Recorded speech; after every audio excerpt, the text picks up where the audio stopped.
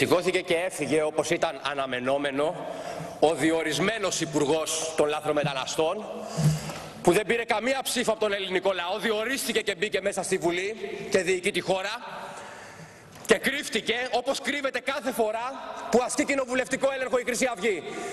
Γι' αυτό το εθνικό έγκλημα που τελείται με τους λαθρομετανάστες και μας αποστέλει αυτά τα άθλια εδώ πέρα χειρόγραφα, αυτά τα άθλια έγγραφα, όπου λέει ότι δεν συνδιαλέγονται με το ρατσισμό οι Σιριζέοι υπουργοί.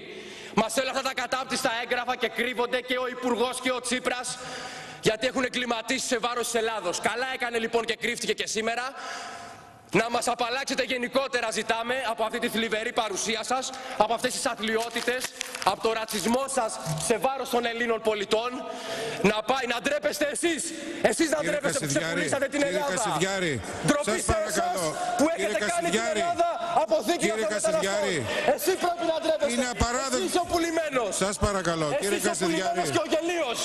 Εσείς προδώσατε τη χώρα και δεν έχετε κανένα δικαίωμα να μιλάτε εδώ μέσα. Εξευτελισμένοι.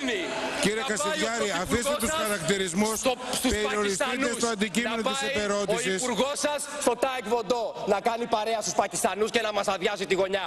Καλά έκανε και σηκώθηκε και έφυγε. Διότι όλα αυτά που κάνετε είναι παράνομα. Όταν ανεβαίνει εδώ πέρα ο Τσίπρας, σας παρακαλώ, σας παρακαλώ, κύριε Κασιδιάρη, κύριε Κασιδιάρη, με ακούτε? Ακούτε?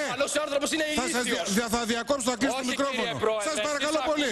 Σας απευθύνω το λόγο. Σας απευθύνω το λόγο, σας ζητώ κάτι. Μα δεν σέβεστε ούτε το Προεδρείο. Μα ούτε το Προεδρείο δεν σέβεστε. Αυτή η χώρα ξεπουλιέται.